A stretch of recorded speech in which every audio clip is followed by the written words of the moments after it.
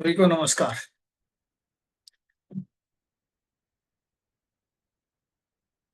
तो देखिए, नमस्कार सर।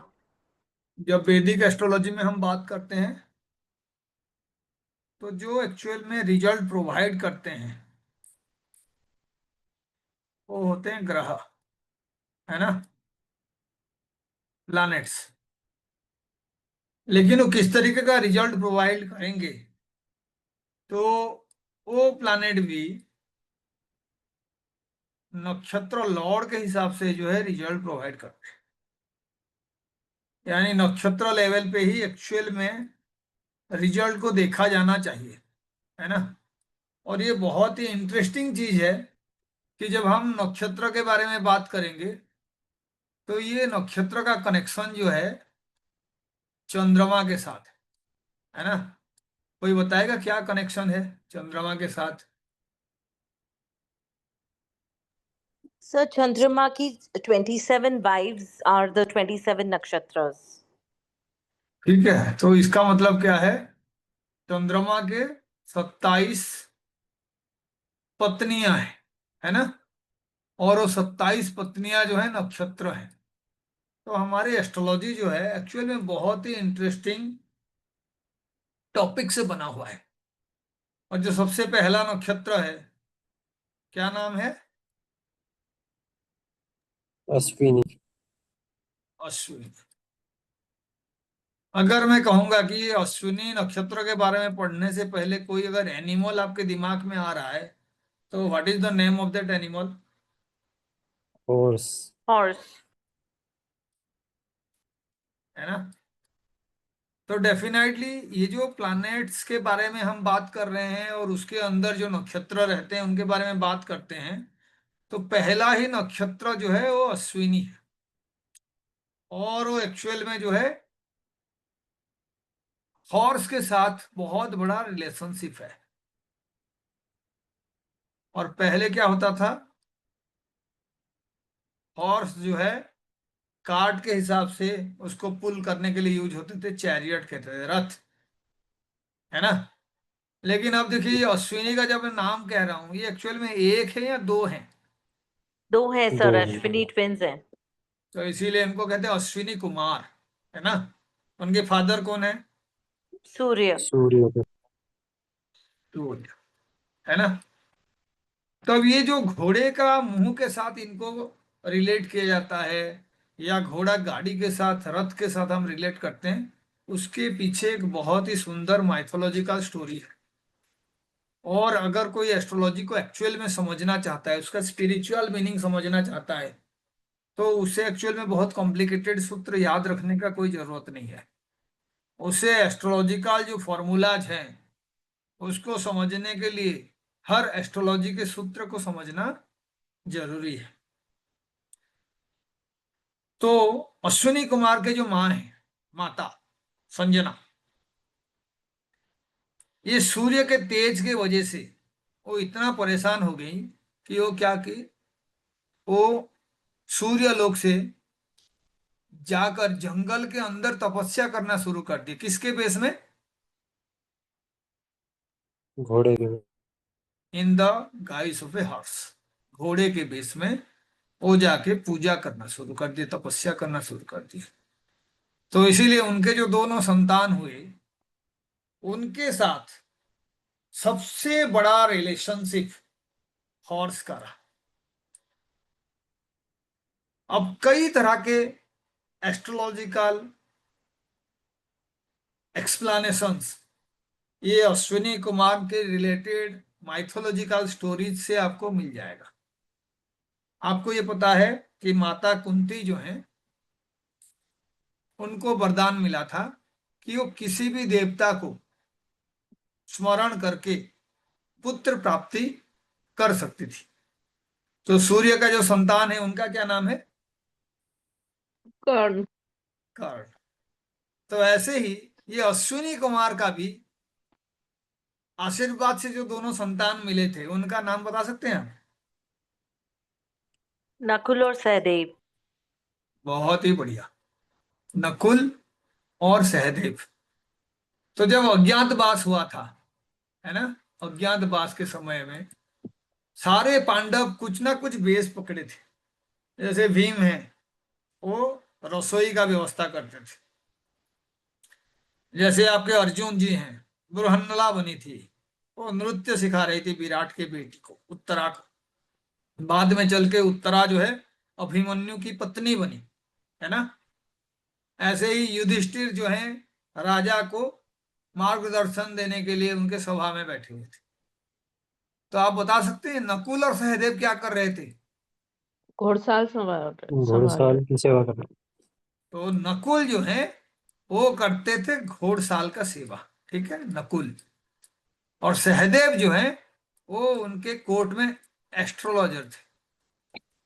बात समझ गए? अच्छा। एस्ट्रोलॉजर। तो इसका मतलब देखिए, जिस इंसान को जो चीज सही आता है ना, वो चाहे छद्म वेश में भी रहे, वो उसी काम को करता है। और जब आप किसी काम को एक्चुअल में प्यार करते हो, उसमें आपको महारत हासिल है, तो फिर आप उस काम को करते हुए थकते नहीं है। जैसे हम लोग हैं, साल से एस्ट्रोलॉजी पढ़ रहे हैं, एस्ट्रोलॉजी पढ़ा रहे हैं या डिस्कशंस कर रहे हैं, सुबह 2 घंटा कोई चीज पढ़िए, कुछ चीजों को लिखिए, तो हमें थकावट इसीलिए नहीं होता है क्योंकि आप रियल सेंस में देखोगे कि हम लोग जो हैं एस्ट्रोलॉजी का जो एक्चुअल नशा है ना, उस नशे का आदी हो चुके हैं। तो आप बताइए, यहाँ पे जैसे डिफरेंट डिफरेंट ब्रांड्स के वाइन होते हैं, स्कॉच होते हैं, बहुत ही वैल्यूएबल वाइन्स जो है मिलते हैं। तो जो स्वर्ग में वाइन है उसका क्या नाम है? मदिरा। मदिरा। सोमरस, ठीक है। और जो मदिरा आप कह रहे हो वो है सोमरस। इसको भी बनाने में रोल किसका है? मून का। तो आप जाके देखेंगे तो यही दोनों भाई जो हैं, ये और मां सरस्वती, ठीक है। अब ये सारे इंटरकनेक्टेड चीजें हैं, मां सरस्वती, ठीक है। अब आप देखिए, कई बार क्या होता है, राक्षस जो मांगना चाहते हैं, उनके वर मांगने के लिए तय किया हुआ चीजों को भी बदलने का जो शक्ति है वो किसमें है? माँ सरस्वती। मां सरस्वती। जैसे रावण का भाई कुंभकर्ण, उसे इंद्र पद चाहिए था, इंद्र बनना चाहता था, लेकिन मां सरस्वती उनके जिह्वा में बैठ के उससे क्या कहलवा दिए? निद्र, नींद। निद्रा। निद्रा, है ना। तो आप देखिए, वो जो निद्रा का परिचायक है ये सोमरस है ना, निद्रा का परिचायक। और निद्रा तभी आता है जब एक्चुअल में मां सरस्वती का किसी तरीके का, आप समझ जाइए कि कोई पर्टिकुलर चीज जो आप चाहते हो, जिसके लिए आपने घोर तपस्या किए हो, फिर भी मां का मन नहीं है वो आपको देने के लिए, तब फिर आपको निद्रा आएगा। जो लोग ज्ञान के पुजारी होते हैं ना, उन्हें बहुत कम नींद आता है। तो 4-5 घंटा भी सोएंगे तो उन्हें लगेगा कि एक्चुअल में उन्होंने बहुत आराम से रेस्ट लिए हैं और पूरे तरोताजा रहते हैं दिन भर। ये माँ सरस्वती का आशीर्वाद है। नहीं तो दिन भर क्या होगा, आपको जो है नींद ही लगता रहेगा, जहां पे भी बैठे हो पावर नैप ले लोगे आप, 5 मिनट के लिए कहीं पे बैठ गए, आधे घंटे के लिए सो जाओगे। तो आप देखिए, इंद्र बनने के जगह पे निद्रा, इसके आगोश में आ जाना, ये सिर्फ मदिरा करा सकता है, सोमरस करा सकता है, और मां सरस्वती कर सकते हैं। इनमें से ये दोनों भाई जो हैं एक काम के लिए जाने जाते हैं, हीलिंग। What is healing? हाँ जी, हीलिंग क्या है? उपचार। उपचार। तो किसी भी तरीके का हीलिंग का बात हम कर रहे हैं तो डेफिनेटली सबसे पहले शरीर का जो है रोल आता है उसमें, है ना। और शरीर में भी आप जितने अपने मन से मजबूत होते हैं ना, आपका हीलिंग उतना अच्छा होता है। और आपके तनु भाव भी जो है वो फर्स्ट हाउस है ना। तनु का मतलब शरीर, और जो आपका माइंड को रिप्रेजेंट करने का कॉम्बिनेशन है, मानसिक शक्ति, वो चाहे सेकेंड हाउस से चंद्रमा का एक्सल्टेशन को आप देखिए, लेकिन वो मानसिक शक्ति का भी जो कारक बनता है वो फर्स्ट हाउस से देखा जाता है ना। आपका सूर्य बहुत बली है तो वो भी फर्स्ट हाउस से देखा जाता है।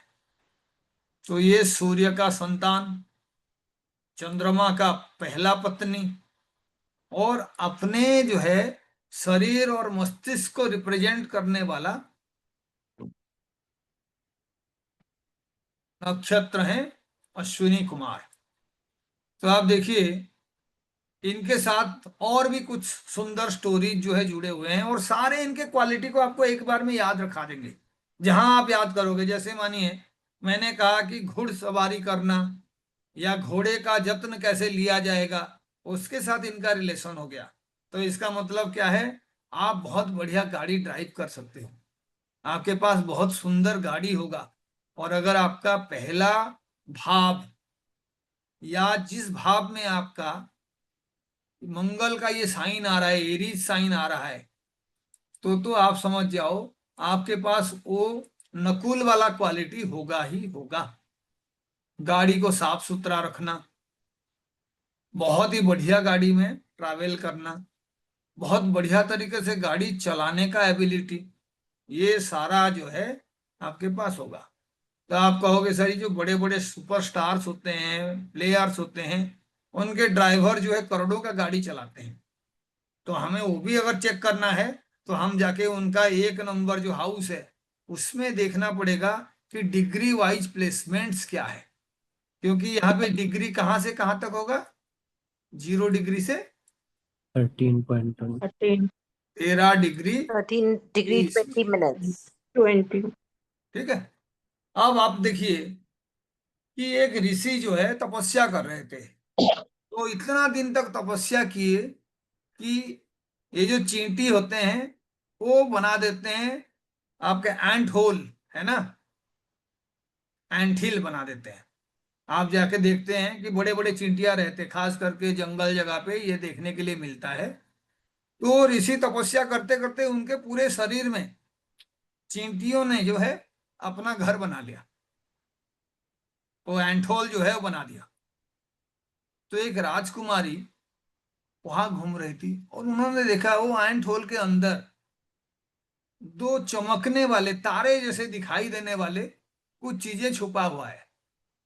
तो बहुत ज्यादा उम्र नहीं था, तो राजकुमारी ने क्या किया, कुछ साफ चीजें लेके उस स्टार की तरह दिखने वाले चीजों को जो है उसमें जो है खरोच दी। तो अब ऋषि का क्या हो गया, आंख से वो अंधे हो गए। इस क्रूर कृत्य के वजह से ऋषि का दृष्टि शक्ति चला गया, वो तपस्या से उठे, और बहुत साल का तपस्या के बाद इस बुरे हाल में उनके आंखों से खून टपक रहा है। तो जो राजा थे उन्होंने अपने ही बेटी राजकुमारी ने इनका अपने अबोधता की वजह से हो, अपने कौतूहल वशतः जो ये काम किए थे उसके वजह से उन्होंने क्या किया, ऋषि से क्षमा मांगे और ऋषि को जो है उसी कन्या के साथ शादी कराए। अब उन ऋषियों का उनका जो आंखें खराब हुआ था उसको ठीक कराने वाले कौन, अश्विनी कुमार. अश्विनी कुमार। इसका मतलब ये हुआ कि अगर आपकी आंखों में प्रॉब्लम है या आपके किसी तरीके का डीप डम्बनेस, ब्लाइंडनेस, जो आपके ईएनटी वाला प्रॉब्लम्स है ना, आंख, कान, नाक, है ना, तो आप समझ लो ENT, ear nose and throat हम कहते हैं, लेकिन आप यहाँ पे तीनों सेंसेस को देख लीजिए, दर्शनेंद्रिय, घ्राणेन्द्रिय और श्रवणेन्द्रिय। श्रवण का मतलब सुनने के लिए जो इंद्रिय है कान, दर्शनेन्द्रिय दर्शन के लिए जो इंद्रिय है आंखें, और आपका घ्राणेन्द्रिय नाक। इसमें कोई भी प्रॉब्लम होगा तो कौन से डैटी आपको ठीक कर सकते हैं, A2 अश्विनी कुमार। अश्विनी कुमार। तो अब हम अश्विनी कुमार के कई सारे गुण के बारे में समझना शुरू कर दिए। सारे पहलू इन स्टोरीज से धीरे धीरे बाहर निकल के आ रहा है। तो आप देखिए, एक जो है जड़ी बूटी को यूज करने का सुप्रीम पावर है उनके पास, वो वैद्य है, क्योंकि दो भाई है। और दूसरे जो हैं वो उपचार करने के लिए, अस्त्रोपचार करने के लिए फेमस है। तो कई बार क्या होता है, हम देखते हैं कि जो डॉक्टर्स होते हैं, है ना, जो डॉक्टर्स होते हैं उनका सूर्य का स्थिति बहुत ही अच्छा होता है। आप जाके देखिएगा, चार्ट देखिएगा डॉक्टर्स का। आप मुझे बताइए, अगर डॉक्टर्स हैं तो डेफिनेटली इनका काम कौन से रिलेशन के साथ होगा? हेल्थ के साथ, हीलिंग के साथ। है ना, हेल्थ के साथ होगा। और सेवा का कारक कौन है? शनि। शनि जो है कर्म के कारक है। सेवा का कारक जो है हमारे केतु महाराज। ठीक है, केतु। एक बात समझ जाइए, आपके केतु जिस भी घर में है ना, आप उनका सेवा करिए, आपके लाइफ में आधे प्रॉब्लम ऐसे ही खत्म हो जाएगा। केतु 5th हाउस में है, किसका सेवा करना चाहिए? संतान। अपने संतान का, या आप जिससे प्रेम करते हैं उनका सेवा करिए। और प्रेम हम किसी से भी कर सकते हैं, तो प्रेम का शब्द बहुत ही विशाल है। तो इसीलिए केतु 4th हाउस में है तो माँ का ख्याल रखना चाहिए। लेकिन केतु का नेचर क्या है? कट करना, डिटैचमेंट, दूरियां। डिटैचमेंट, कट करना, कोई भी चीज को सीरियसली नहीं लेना, है ना, किसी भी चीज को दिल लगा के नहीं सोचना, दिमाग से नहीं सोचना, क्योंकि केतु का दिमाग ही नहीं है, इंट्यूशन से सारा काम होगा। लेकिन केयरलेसनेस, उस केयरलेसनेस का तरीका जो है ठीक करने का वही है कि पहले तो उस रिलेशन का सेवा करना आप शुरू कर दो। कोई पूछेगा सर केतु अगर छठा हाउस में है तो किसका सेवा करेंगे, है ना। अब छठा हाउस किसका हो सकता है? अब आप कहोगे शत्रु का सेवा करेंगे क्या? तो मैं कहूंगा सबॉर्डिनेट। नहीं जी, बीमारों का डॉक्टर बनता जो है। भी बीमारी से जूझ रहा है आप उनका सेवा करिए। और आप रेंडम इंसान का, स्ट्रेंजर को भी 6th हाउस से देखा जाता है। ठीक है, स्ट्रेंजर, सेवा करने का भाव रखिए। आप देखिए बहुत बड़े बड़े लोग गुरुद्वारे में जाके ना सेवा देते हैं। और जितने भी धर्म है ना, उसमें अगर मैं सिख धर्म का बात करूं, है ना, तो इसमें जो सेवा का कॉन्सेप्ट है वो रियल में किसी भी धर्म में नहीं है। बाकी में दिखावा हो सकता है, लेकिन रियल देखना है। कोई किसी का जूता साफ कर रहा है, कोई किसी के लिए खाना परोस रहा है, कोई किसी के लिए खाना बना रहा है, कोई किसी पात्र में दान दे रहा है। कोरोना के टाइम में सबसे ज्यादा खाने का व्यवस्था अगर किसी एक अकेले धर्म ने किया होगा, बहुतायत किया होगा, तो ये यही धर्म है, गुरु नानक जी का धर्म। तो आप देखिए वो सेवा जो है ना वो केतु है। सेवा कभी भी स्वार्थ के साथ नहीं हो सकता। निस्वार्थ सेवा ही परम सेवा है। और वो केतु से बड़ा कोई भी नहीं कर सकता। कर्म कर सकता है, सर्टन मेहनत कर सकता है। जितने लेबर क्लास के लोग हैं और जितना मेहनत कर सकते हैं कोई नहीं कर सकता, है ना। कोई मैकेनिक है, कोई कहीं पे ऑर्डरली काम कर रहा है, तो आप देख लो वहां पे शनि का रोल आता है। लेकिन जो जहां पे सेवा कर रहा है, कोई डॉक्टर है, फ्री का क्लिनिक चला रहे हैं, बहुत सारे डॉक्टर्स करते हैं, बहुत अच्छा उनका बिजनेस चलता है, दिन में लाखों कमाते हैं। लेकिन मैंने कई डॉक्टर से मिला है जो सैटरडे या संडे को अपना क्लिनिक बंद करके किसी अनाथाश्रम में जाके सेवा देते हैं, नहीं तो किसी जगह पे जाके सेवा देते हैं। और मुंबई का जो कैंसर हॉस्पिटल है उससे बड़ा उदाहरण हो ही नहीं सकता। तो आप कभी जाके सर्च करिएगा। और सबसे ज्यादा दुखी लोग भी आपको हॉस्पिटल में ही मिलेंगे। जब तक आप कोई बड़े बीमारी से कभी जूझे नहीं हो ना, तो बीमारी एक्चुअल में कितना खतरनाक होता है आप समझ ही नहीं सकते हैं। जैसे कैंसर को कहा जाता है दी मैलेडीज, एम्परर ऑफ ऑल मैलेडीज। जितने भी दुनिया के दुख हैं उसमें जो सम्राट है वो आपका कैंसर है। तो आप सेवा करिए। 6th house, 12th house.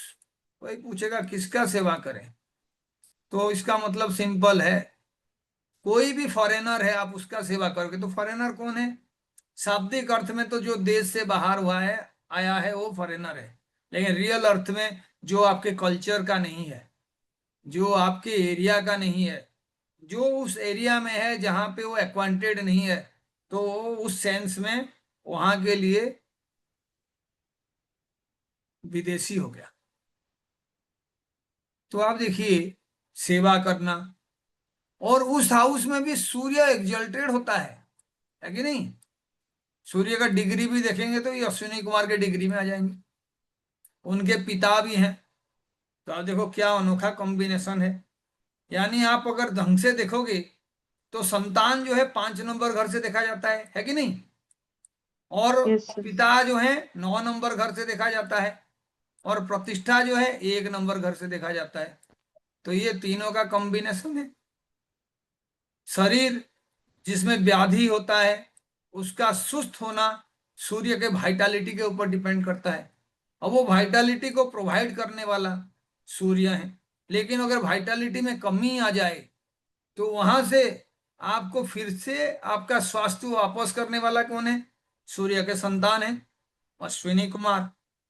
और ये जो आपका हॉर्स का बात हम कर रहे हैं, आप देखना जितने भी आप जानवर देखते हैं, सबसे बड़ा अच्छा हेल्थ वाइज देखोगे तो आप देखोगे horse is that animal which looks majestic.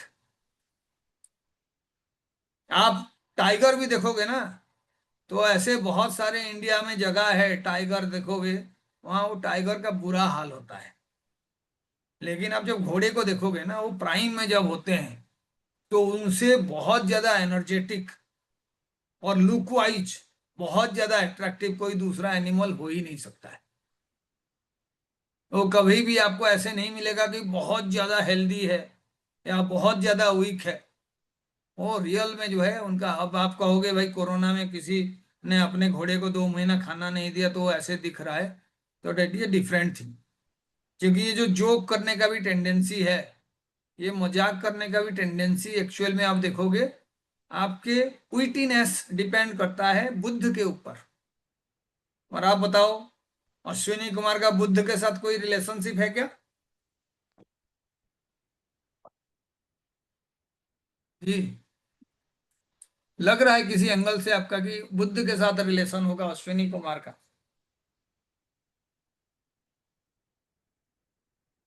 तो आप देख लो 27 नंबर प्लानेट किसके? रेवती। रेवती। जितने भी प्लानेट है नंबर डाल देता हूं मैं ना, 9 नंबर, 18 नंबर और 27 नंबर किसके प्लानेट्स हैं? ये जो नक्षत्र हैं सारे, लॉर्ड कौन है उसका? बुध। बुध, है ना? और ये बुध कौन से प्लानेट के साथ यूजुअली रहता है? सन के साथ। सन के साथ सर। सन के साथ रहता है ना। अब इसके बाद देखिए 27 नंबर नक्षत्र के बाद किसका नक्षत्र आएगा? केतु का नक्षत्र, है ना। Yes sir. इसके बाद किसका नक्षत्र आएगा? फिर भी केतु का नक्षत्र आएगा। और 9 नंबर के बाद किसका नक्षत्र आएगा? केतु। केतु। ये जो है बुध के बाद, जैसे 1 नंबर हो गया, 10 नंबर हो गया, या आपका जो है 19 नंबर हो गया, ये सारे केतु के नक्षत्र हैं। यानी आप देखोगे तो बुध के नेचर के बाद ही केतु आएगा, है ना। और बिना सूर्य के बुध कुछ भी नहीं। सूर्य बुध के साथ रहना चाहिए, बहुत पास में नहीं रहना चाहिए। लेकिन बुध ही अकेला प्लानेट है जो सूर्य के काफी पास भी रहेंगे तब भी बाकियों के मुकाबले उतना ज्यादा प्रॉब्लम वो देते नहीं है, क्योंकि बुद्धि ही तेज है। सूर्य तेज है और बुध बुद्धि है, इसीलिए दोनों पास में रहते हैं। क्योंकि सबसे ज्यादा तेज जो है अपनी बुद्धि का होता है, बुद्धि ही तेज। और जिसका बुद्धि अच्छा होता है उसके मन भी स्ट्रांग होता है, तो अल्टीमेटली चंद्रमा। तो ये सारे इंटरकनेक्टेड चीजें हैं। कोई मन का कारक है, कोई मन के क्वालिटी है, कोई मन को स्ट्रांग करने के लिए वाइटलिटी प्रोवाइड करने वाला प्लैनेट है। और सबके साथ केतु कनेक्टेड है, अश्विनी के थ्रू केतु कनेक्टेड है, और ये सबसे पहला नक्षत्र भी है। तो इसका क्या मतलब हुआ? सबसे पहला नक्षत्र होने का मतलब हो गया कि आप जो है कोई भी काम शुरू करेंगे तो ये जो अश्विनी नक्षत्र है इस पे जब आप जाके ढूंढोगे तो आपको बहुत सारे ऐसे चीजें मिलेंगे जो आपको ये बता सकता है कि हाँ जी, लाइफ में जो है कई चीजों को इनिशिएट करने के लिए हमारे पास अश्विनी एक बहुत ही बढ़िया ऑप्शन है। जैसे चंद्रमा जिस भी नक्षत्र में होता है तो आपका महादशा शुरू होता है, ऐसे ही आपका ये जो एक्चुअल में अश्विनी नक्षत्र है इसको तो आपको जैसे भी हो देखना है कि वो कहाँ पे है। क्या वो जो भाव है आपका, वो भाव का सड़बल बहुत ज्यादा है। अगर आपको दिख गया ये भाव का सड़बल बहुत ज्यादा है तो आप समझ जाइए कि ये जो है आपका केतु को पास्ट लाइफ के साथ कनेक्ट करता है। केतु का एनर्जी है और ये पास्ट लाइफ के साथ कनेक्ट करता है। क्लियर? पास्ट लाइफ के साथ दो ही प्लैनेट कनेक्ट करते हैं। लोग कहते हैं आप कुछ भी कर रहे हैं लेकिन आपको अच्छा रिजल्ट नहीं मिल रहा है, तो इसका मतलब है आपके पास्ट कर्मा में कोई प्रॉब्लम होगा। तो आप किसको चेक करते हो? केतु और राहु। सैटर्न, है ना। और जब केतु का बात कर रहे हो तो केतु के साथ बाय डिफॉल्ट राहु होगा ही होगा, है ना। 6th हाउस के साथ ये कनेक्ट हो गए तो बहुत सारे कार्मिक डेथ है, डेथ उधार। और 6th हाउस में अगर आपका ये जो प्लैनेट्स हैं ये नहीं रह के कोई भी प्लैनेट है तो उससे रिलेटेड कार्मिक डेट। तो आप देखिए मैंने जितने भी स्टोरी थोड़ा थोड़ा आपको हिंट किया है वो सारे क्वालिटी इस नक्षत्र में मिलेगा। तो आप देखिए अगर इस नक्षत्र में किसी का आके मार्स बैठ गया तो आपके घर में किसके पास इस तरीके का क्वालिटी हो सकता है? आयु पे। आपके छोटे भाई का, है ना। शनि आ गया, किसकी क्वालिटी हो सकता है? अगर आपका कोई बड़ा भाई है तो बड़ा उसका। भाई। गुरु है तो किसके पास ये क्वालिटी आ जाएगा? तो आप समझ जाओ कि किसी का भी केतु के साथ अगर गुरु का कनेक्शन हो जाता है वो बाय डिफॉल्ट ना बहुत बढ़िया एस्ट्रोलॉजर बन जाएगा। और जो तीसरा प्लैनेट आपको चाहिए वो प्लैनेट एक्चुअल में बुध है। और इन तीनों का अगर कॉम्बिनेशन बन गया तो आप एस्ट्रोलॉजी में जाने का जरूरत नहीं है, आप पास्ट बर्थ से ही इसके साथ कनेक्टेड हैं। किसी के भी चार्ट में अगर आपने देख लिया केतु, गुरु और मरकरी, और आप देखना एस्ट्रोलॉजर जो हैं उनके लाइफ में डिफिकल्टीज बहुत होता है, आसान नहीं होता, ट्रांसफॉर्मेटिव लाइफ होता है उनका। आप किसी का भी देख लो जो जिसको आप सोचते हो बहुत बढ़िया एस्ट्रोलॉजर है, आप अगर ढंग से जाके देखोगे तो एक टाइम में वो रंग से राजा बना होगा या तो बहुत दिनों से स्ट्रगल ही कर रहा होगा। तो आप देखो इन तीनों प्लैनेट को कनेक्ट करने के लिए मैंने क्या किया, सबसे पहले जो है मैं उनका नाम लिख लिया कि हाँ जी भाई इनका कनेक्शन होना चाहिए। तो जब ये कनेक्शंस होगा तो आप देखो मरकरी का बाधक हमेशा कौन होता है? गुरु। गुरु होता है। गुरु का बाधक मरकरी होता है। लेकिन दोनों जी। जरूरी हैं, ज्ञान भी जरूरी है और बुद्धि भी जरूरी है, एक्सपीरियंस भी जरूरी है और विटीनेस भी जरूरी है। आप किसी को कुछ पढ़ा रहे हो, बता रहे हो, तो आपका प्राइमरी क्वालिटी क्या होना चाहिए? मरकरी का। कितने आराम से आप उसको समझा सकते हो, आपके पास शब्दों का भंडार है या नहीं। कभी जरूरत हुआ तो 100 शब्दों के जगह पे 2 शब्दों में भी आप उसको बता दो। और केतु क्या है? इंट्यूशन है और आपका मैथमेटिकल एबिलिटी है। लेकिन यहाँ पे हमारे जो वैदिक ज्योतिष है वो सिंपली मैथ्स के ऊपर बेस्ड है। जिसको भी लगता है कि बिना मैथ्स के मैं एस्ट्रोलॉजी कर लूंगा वो कर लेंगे, लेकिन वो आसान नहीं है, क्योंकि मैथ्स को मरकरी रिप्रेजेंट करता है और जो क्रिटिकल मैथ्स है, जितने डिफिकल्ट मैथ्स है, इंटीग्रेशन, डिफरेंशिएशन, मैथमेटिकल टूल्स जो कंप्यूटर में सॉल्व होता है, ये केतु उसका कारक है। और जो एक्सप्लेनेशन है, सूत्र है, किसी चीज को समझाना है, किसी को ब्लेसिंग्स देना है, कोई चीज बोल दो सच हो जाए, वो सारा गुरु का काम है ना। तो आपका जब गुरु का काम है ये, और जब वाणी का कारक बुद्ध होता है, तो मैं बार बार कहता हूं सबसे पहला जो इंस्ट्रूमेंट है वो क्या है? ट्रुथ, वीणा। सत्य। सच बोलने का आदत अगर आप में हो गया, आप एस्ट्रोलॉजर बहुत ही टॉप क्वालिटी के बन सकते हैं। सच बोलने का आदत है ना। सच्चाई बोलने के लिए, सुनते बेटा, सच्चाई बोलने के लिए वो कॉम्बिनेशंस चाहिए।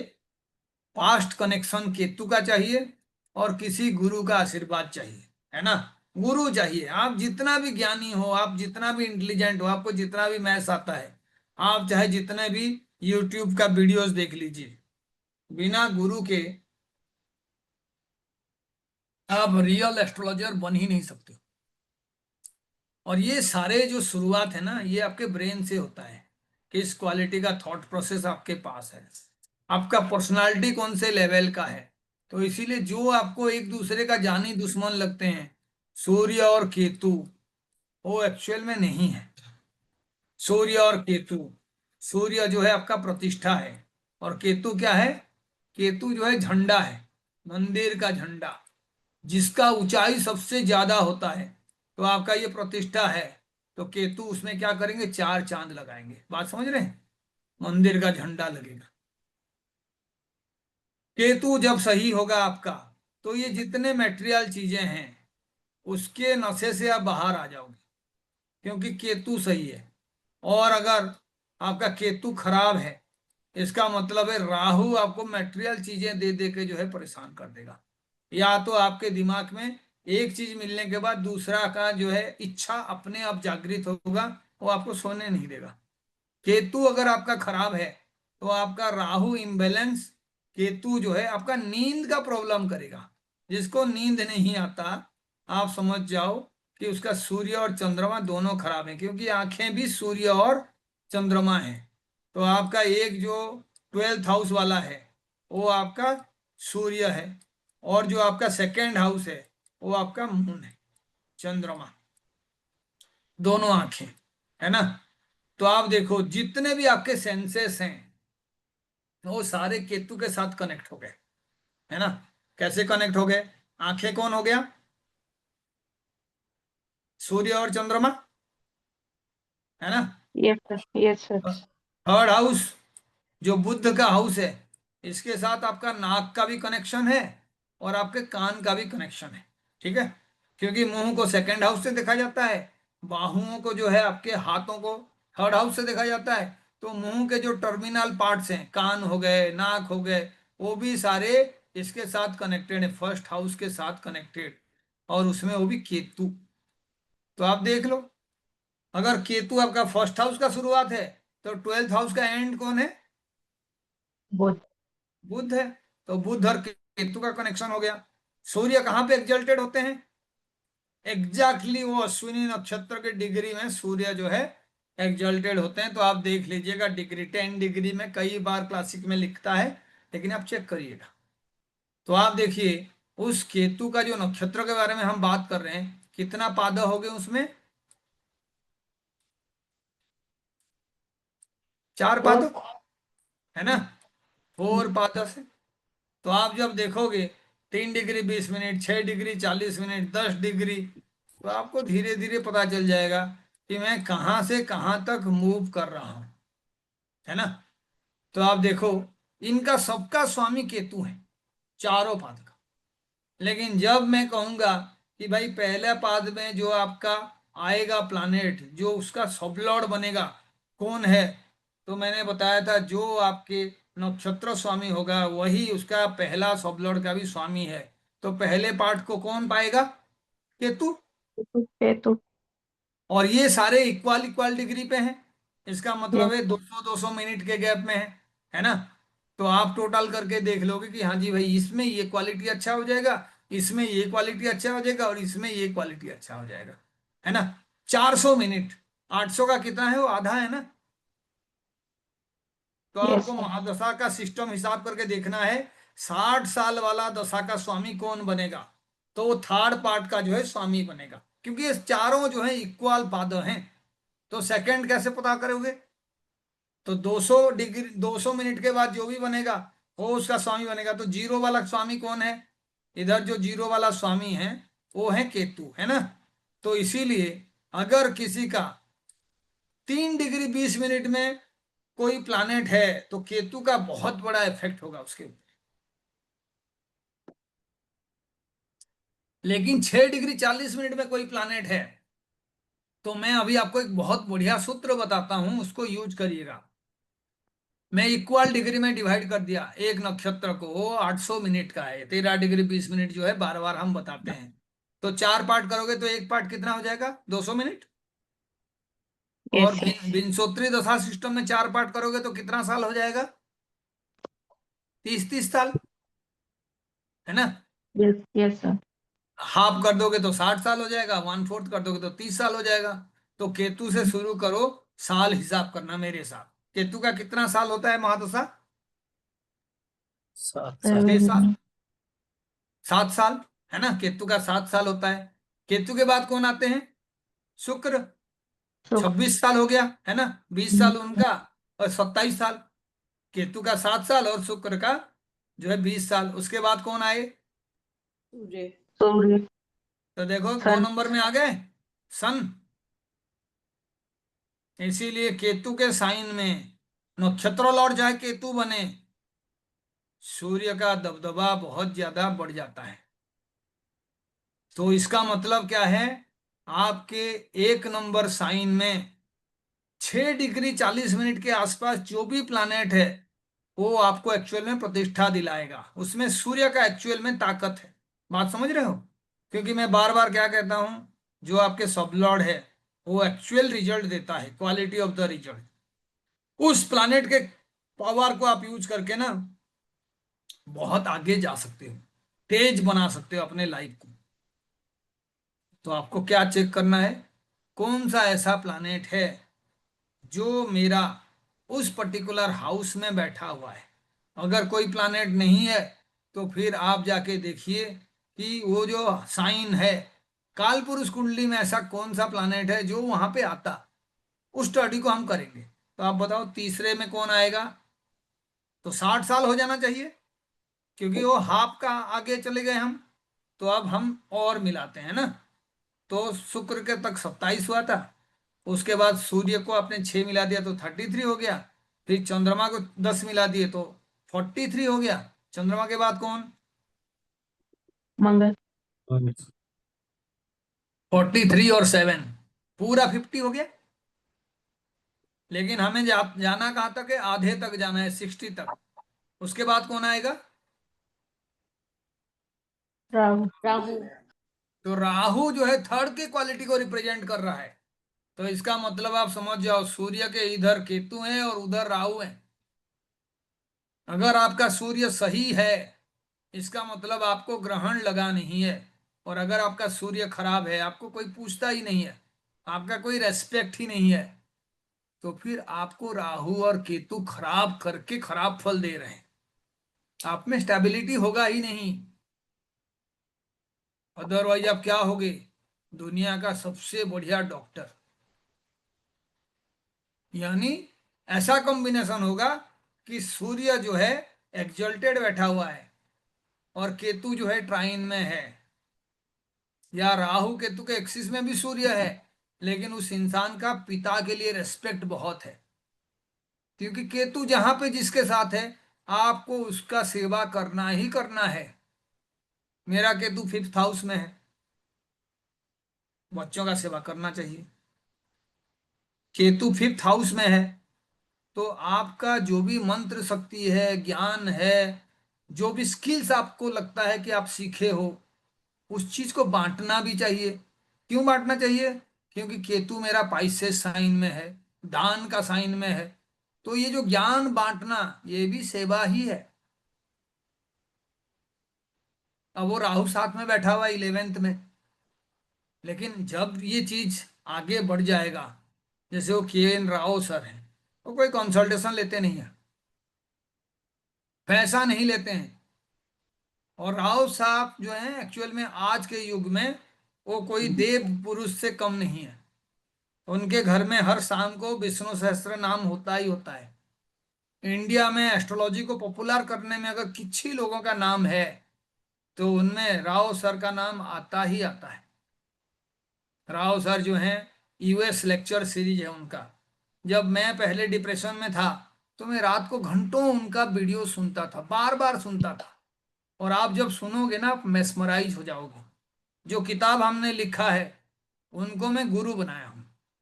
और मैंने उनका ही पहला जो चैप्टर है ना वो हमारा पहला चैप्टर है, जेम्स फ्रॉम के एन राव सर करके। आप तभी सक्सेसफुल होंगे जब एक्चुअल में मेटेरियलिस्टिक चीजों से आपका दूरी होगा। और ये आप समझ तो जाओगे, लेकिन जब तक भगवान का आशीर्वाद आपको नहीं मिलेगा ये समझ को भी आप कभी यूटिलाइज नहीं कर पाओगे। ठीक है, तो आप बताओ फोर्थ में कौन आएगा? लास्ट क्वेश्चन है। यानी 90 साल हो जाना चाहिए तो मैं बैक कैलकुलेशन करूंगा।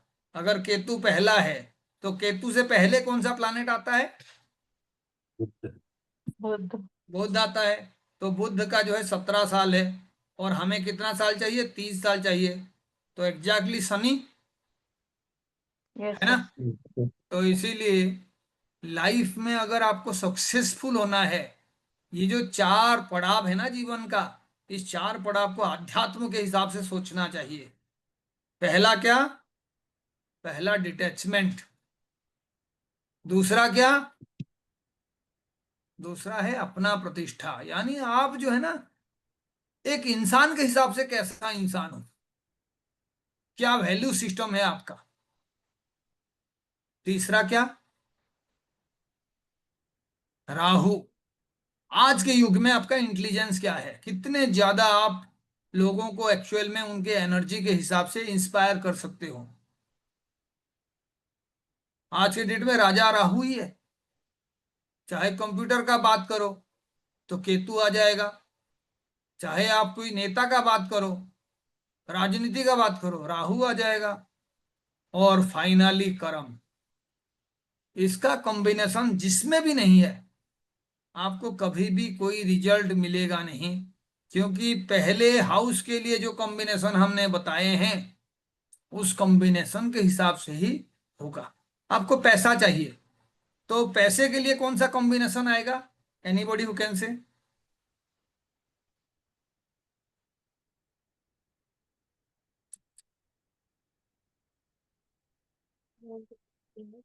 मैं बोलना क्या चाहता हूं और आपको समझना क्या है इसमें। क्योंकि अब सूत्र नहीं है, सूत्र जो है ना सिर्फ उसी को चाहिए जो बच्चे की तरह 2+2 कर रहा है। एस्ट्रोलॉजी के दूसरे पड़ाव में सूत्र का कोई रोल नहीं है।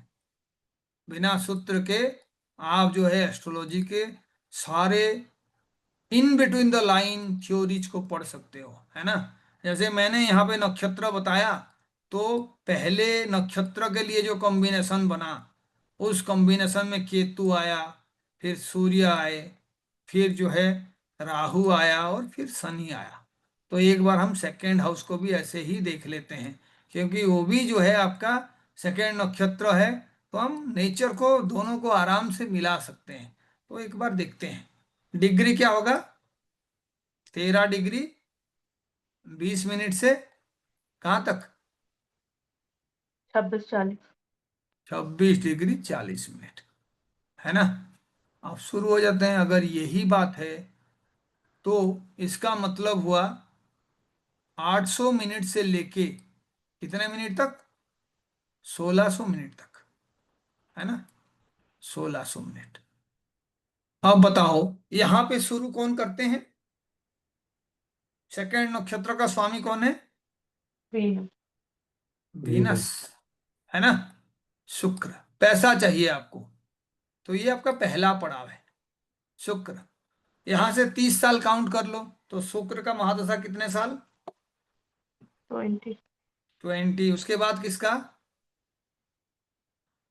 सन। सूर्य। 26 साल हो गया। उसके बाद किसका? मून। चंद्र का 10 साल हो। तो दो, दूसरा कौन हो गए? मून, है ना। जी। उसके बाद फिर काउंट करिए। मार्स। सूर्य तक आपका हो गया 26, फिर चंद्रमा का 10 36, उसके बाद फिर मंगल 36 और 7 43, मंगल के बाद राहु राहु। 43 और कितना 18। 18, वो आगे अब देखो राहु 61 हो गया है ना। अब आगे जुपिटर। अब लास्ट में कौन होगा? जुपिटर। राहु गुरु। 61 हो गया तो जुपिटर 16। कितना हो गया? जुपिटर 61 और 16 77। फिर 77, कौन आएंगे? शनि। शनि। सैटर्न। देख लो, यहाँ पे भी जो कॉम्बिनेशन है ये सेम है ना। पैसा कमाने के लिए आपको एक तो शुक्र का आशीर्वाद चाहिए, क्योंकि आपको अगर भोग करने का इच्छा नहीं है ना, तो आप कभी पैसा ही नहीं कमाओगे। किसी ना किसी तरीके से भोग करने का इच्छा होना चाहिए, चाहे वो अपने लिए भोग का प्लान करो, चाहे किसी और के लिए।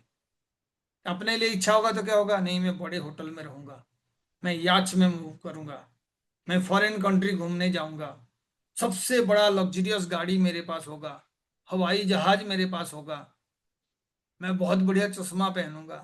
तो ये जो लग्जरी है, ये सोच होना चाहिए।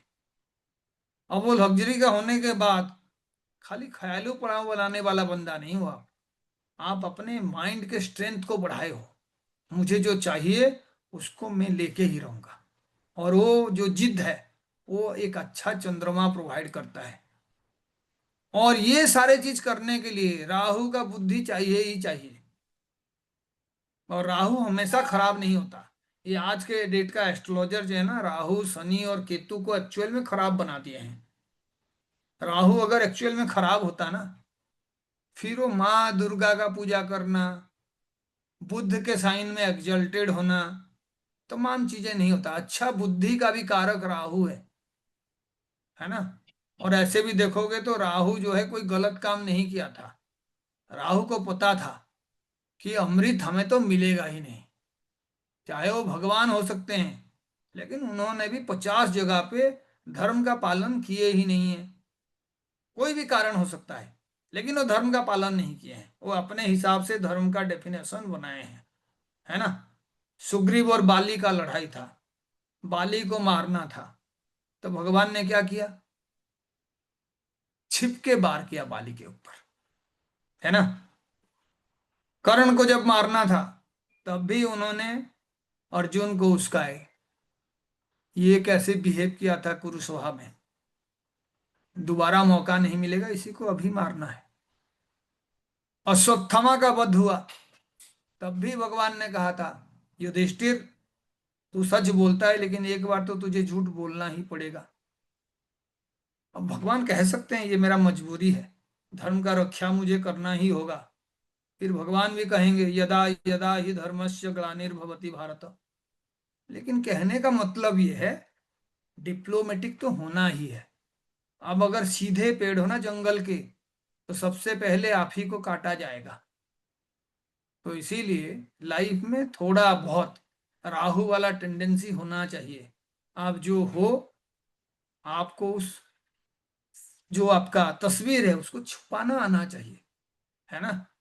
बहुत सिंपल बनोगे तो आप कभी भी पैसे के दृष्टि से अच्छा नहीं बन सकते। और फाइनली वही कि इतना प्लान कर लो, जितना बुद्धि भी आपके पास हो, लेकिन आपको ये शनि वाला कर्म तो करना ही पड़ेगा।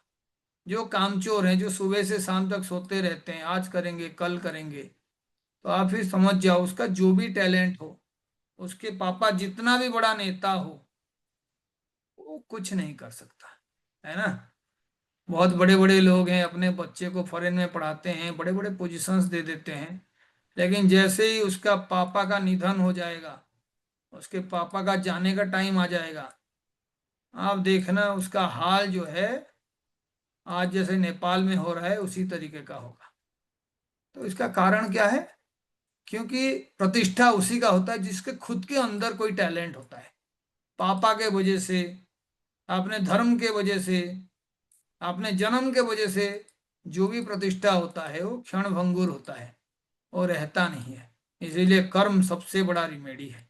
वही कर्म आपने पास्ट लाइफ में किया नहीं था तो अभी सफर कर रहे हो, वही कर्म किसी ने पास्ट लाइफ में किया था तो अभी 50 मिस्टेक करने के बाद भी उस इंसान का जीवन अलग तरह का है। तो इसीलिए अश्विनी कुमार के बारे में जो भी अंडरस्टैंडिंग्स है, उसका डिटेल्स, उसको याद रखने का जरूरत नहीं है। पुराण के वो तमाम स्टोरीज पढ़िए, और जहां जहां उन्होंने कुछ रोल प्ले किए हैं, चाहे किसी को हील किए हैं, चाहे कहीं पे घुड़सवारी किए हैं, चाहे किसी को एस्ट्रोलॉजी का टैलेंट प्रोवाइड किए हैं, मैथमेटिशियन है, कैलकुलेशंस आता है, त्रिकालदर्शी हैं, तो आप समझ जाओ उसमें अश्विनी कुमार का गुण होगा ही होगा। इनके बिना आशीर्वाद के वो चीजें हो नहीं सकता। सूर्य आपका एग्जल्टेड बन ही नहीं सकता। आपका जो कैपेबिलिटीज है, आप लाइफ में जो बन सकते हो, उसको अगर आपको एक्चुअल में निभाना है, बनना है, तो फिर इस नक्षत्र के क्वालिटी में आपको खुद को जाके रूबरू होना पड़ेगा, है ना। तो मैं एक बहुत ही बढ़िया एग्जाम्पल जो है, रियल लाइफ एग्जाम्पल दे के आज का क्लास जो है फिनिश करूंगा, है ना। तो रियल लाइफ एग्जाम्पल जो है, ये आनंद महिंद्रा के महिंद्रा शोरूम में जो एक पानी पिलाने का काम करता था लड़का, उसी के बारे में है, ठीक है। जिसका महीने का पगार जो था वो 5000 था सिर्फ। तो आनंद महिंद्रा जी का आप देखना बीच बीच में ट्वीट आता रहता है, बहुत बढ़िया बढ़िया बातें वो शेयर करते हैं। जो इंसान जितना ज्ञानी होता है ना, वो अच्छा बातें जो है, करोड़ों का बातें शेयर करता है। तो अब उन्होंने एक प्रोजेक्ट बनाया, तो अपने वहां पे जितने भी बड़े बड़े इंजीनियर और जो थिंक टैंक थे, उन्होंने कहा कि ये बच्चा यहाँ पे 5000 रुपये में काम करता है, चाय पिलाता है लोगों को, तो हम एक काम करते हैं, सब मिलके ना इसका पढ़ाई का जिम्मेदारी लेते हैं, और हम इसको उस लेवल तक लेके पढ़ाएंगे जहाँ पे ये जीवन में कुछ बन जाएगा, उसका जीवन का स्तर बिल्कुल बदल जाएगा। तो इसको चैलेंज के तौर पे उनके 10 खास एम्प्लॉई, जो उनके बोर्ड रूम में बैठ के बड़े बड़े डिसीजंस लेते थे, उन्होंने लिया। कहते हैं चलिए सर ठीक है। तो इसके लिए उन्होंने कहा कि एक भी रुपए का मदद हमारे ओर से नहीं होगा, जो 10 मेंटर बनेंगे वही डिसाइड करेंगे कि कैसे इस बच्चे को पढ़ाना है और कैसे इसके लाइफ को जो है एक्चुअल में ट्रांसफॉर्म करना है। तो उन 10 लोगों ने इसको एक चैलेंज के तौर पे लिया, और उन्होंने क्या किया, जहाँ पे एमबीए के लिए आईआईएम्स का कोचिंग होता है, वहां पे वो लोग 10-20 लोगों को टीचिंग दिए, और साथ में इस बच्चे को भी उसमें शामिल कर दिए कि आप भी जो है ना इनके साथ पढ़ाई करोगे, और हम जो है सभी के साथ जैसे ट्रीट करेंगे आपके साथ भी करेंगे, और आपसे हम फीस कुछ भी नहीं लेंगे। तो बच्चा कहता है कि सर देखो, मैं पढ़ाई तो कर लूंगा, लेकिन मैं उसके लिए कोई किताब खरीदूं या कुछ भी करूं तो ये 5000 रुपये का जो पगार है, ये मेरा जो है यूज हो जाएगा, और मेरे घर वाले जो है बहुत परेशान होंगे, तो मुझे महीने के एंड में इसे भेजना ही भेजना है। तो वो 10 लोगों ने क्या किया, अपने ओर से कंट्रीब्यूट किए, और इनको जो है कोचिंग दिए, किताबें वगैरह मुहैया कराया, और एंड में जो पूरे बैच का रिजल्ट आया, तो पता चला जो 16 लोगों ने क्वालिफाई किया था टॉप रैंक में, इस लड़के का जो है रैंक था 13। यानी कोई चाय बेच रहा है, कोई किसी को चाय पिला रहा है, पानी पिला रहा है, और उसको 10 लोगों ने एक मिशन के तौर पे शामिल कर लिए, और वो सिर्फ पास नहीं किया, वो आईआईएम का जो कैट एग्जाम होता है उसमें वो 13th रैंक पाया, 13th rank. And what happened, पढ़ाई खत्म होने के बाद बोर्ड रूम के इस लेफ्ट साइड में जो लोग डिसीजंस लेते थे, और बोर्ड रूम के उस साइड में जो बच्चा उनको रोज चाय पिलाता था, वो चाय पिलाने वाला आके वो बोर्ड के मेंबर बन गया। तो आप बताओ इसमें सबसे बड़ा कंट्रीब्यूशन किसका है?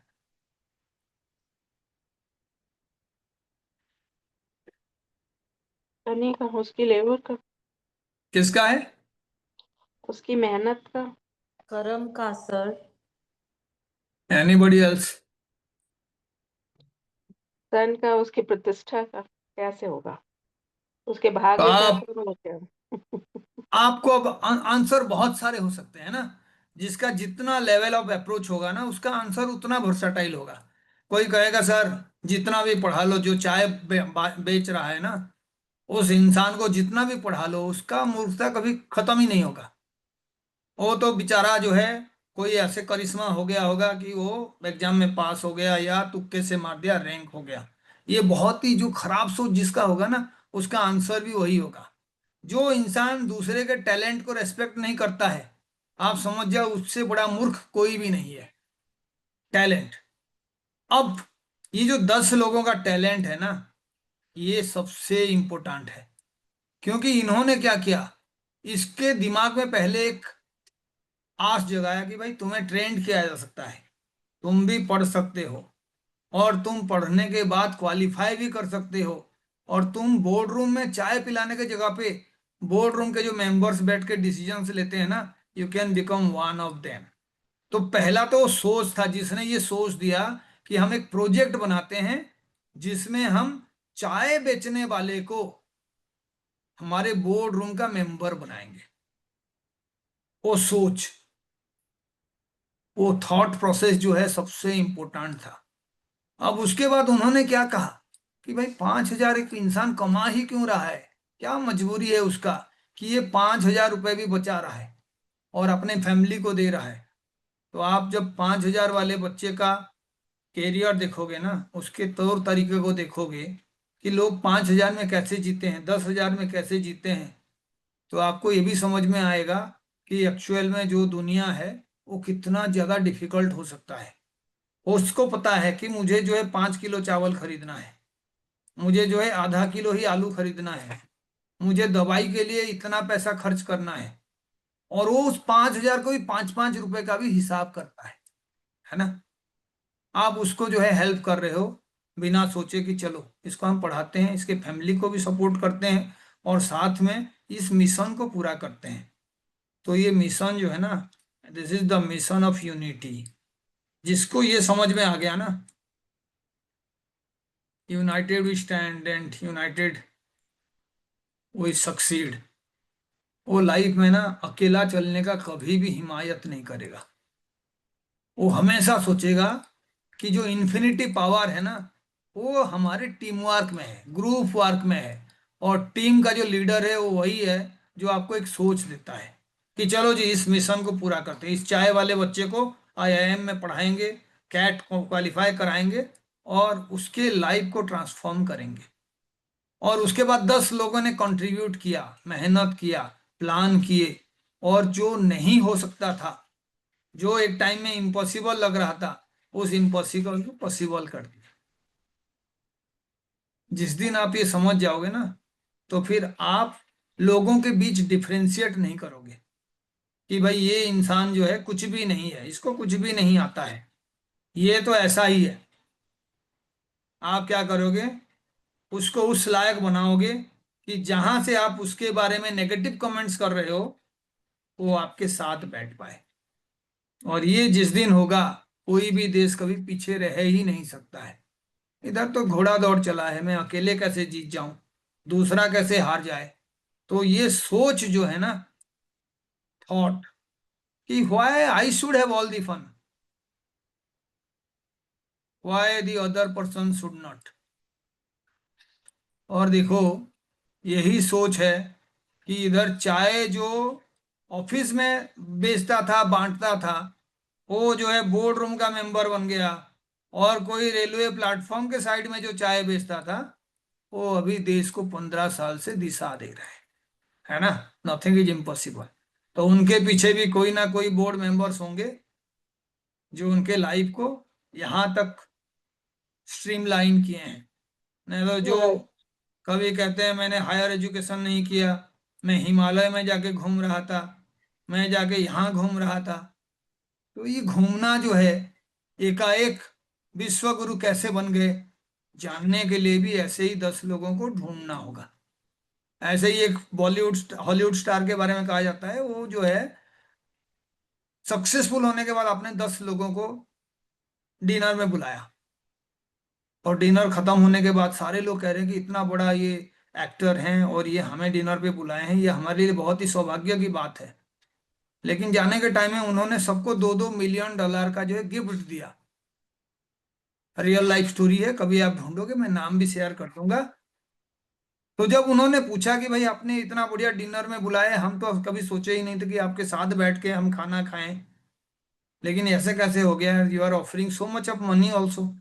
तो कहता है जब मेरे पास खाने के लिए नहीं था, जब मैं बेघर था, तो उस टाइम में आप ही हो जो मुझे खाना भी दिए थे, मुझे शेल्टर भी दिए थे, और आज मैं जो कुछ भी हूँ आप लोगों के वजह से हूँ, है ना। तो हमारे लाइफ में ऐसे कुछ ना कुछ भगवान का गिफ्ट हमेशा होता है।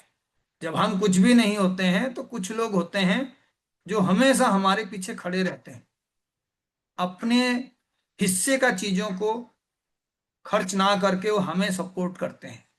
और जब हम कुछ बन जाएं तो उन लोगों को हमें डेफिनेटली ट्रीट देना चाहिए, और हम चाहे उनको कुछ भी ट्रीट दे दें, उस ट्रीट के बदले उन्होंने जो आपको दिया है उसका भरपाई आप नहीं कर सकते।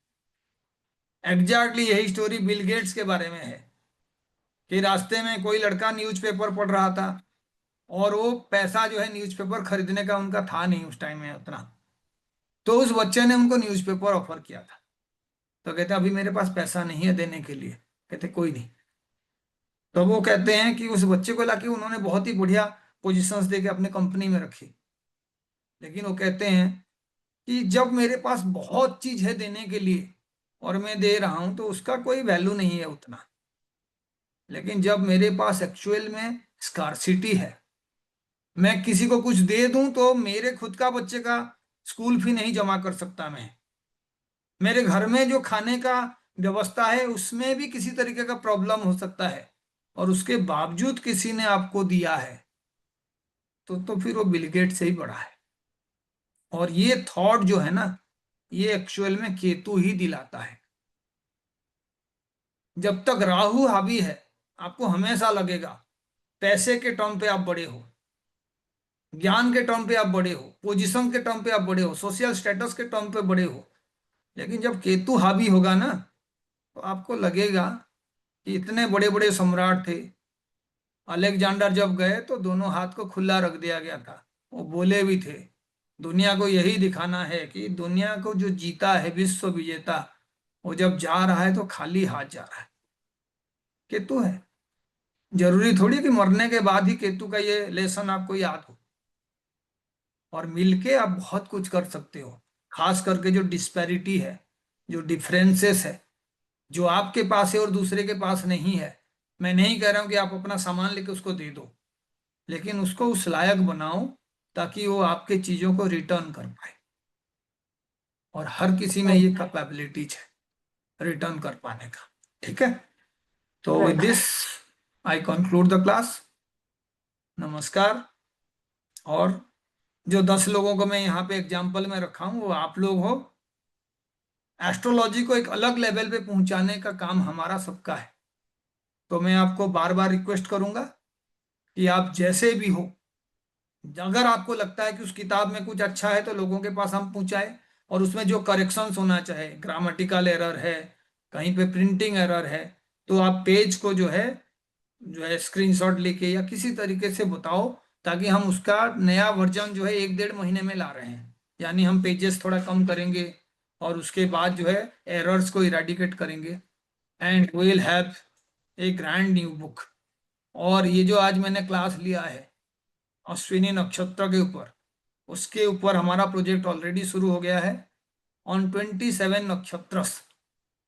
और उस पे आपका स्टोरीज से लेके मैथमेटिकल कैलकुलेशन से लेके जितने क्लासिक्स में सूत्र है, थॉरो इन्वेस्टिगेशन किया जाएगा कि इतने डिग्री में प्लानेट रहेगा तो क्या नेचर होगा, कौन से डेटी को पूजा करना चाहिए, कौन सा एनर्जी उसके अंदर एसिमिलेटेड है। और मैं सोचता हूं जब हम कहते हैं कि एक प्लानेट अपने नक्षत्रों स्वामी का रिजल्ट देता है, तो नक्षत्रों को बिना समझे एस्ट्रोलॉजी को समझना सूर्य को टर्च दिखाने की बराबर है। तो ये हमारा नया प्रोजेक्ट है, और ऑलरेडी काफी सारे कॉपीज जो है सेल हो चुके हैं।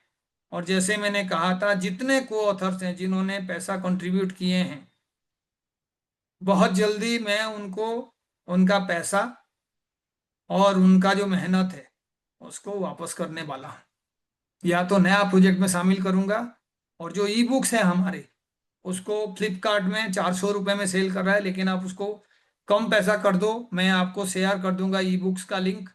आप अपने जो भी रिलेटिव्स को, किसी को भी दे रहे हो, एनर्जी एक्सचेंज के लिए कुछ ना कुछ पैसा ले लेना, अपना जुपिटर खराब मत करना। और जो जिसको भी उसको प्रोवाइड करेगा, तो 50% of that money will go to the co author, जिसने एक्चुअल में कंट्रीब्यूट किया है। And I appreciate the hard work of everybody who has been a part of the project. और ये सक्सेसफुल जब होगा तो डेफिनेटली उसका क्रेडिट आप सभी को जाएगा।